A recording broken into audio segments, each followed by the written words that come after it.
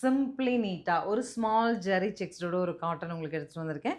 அதுவும் சின்ன ஒரு ஜரி பார்டரும் வருது, உங்களை ஹைலைட் பண்ணுற மாதிரி. அழகாக ஃப்ளோரல் பல்லு அண்ட் ஃப்ளோரல் ப்ளவுஸுங்க.